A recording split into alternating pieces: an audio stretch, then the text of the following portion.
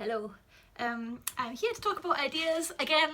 Last video about ideas was all about how to have lots of them and have a focused idea having time. This one is about the ideas that pop into your head when it's not a good time. So when you're working on something else or you're really focused on one thing, maybe you block out time to just write or to draw, and things will pop into your head like, oh, I didn't buy workshop materials, or I've got to reply to that email, blah blah. So, introducing the idea car park. So this is for ideas that you have when you should be doing something else.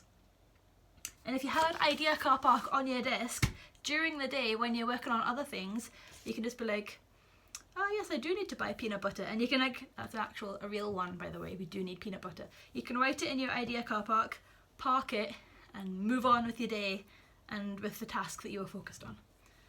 I hope that is as helpful as the other ideas video. Let me know how you get on, and see you soon.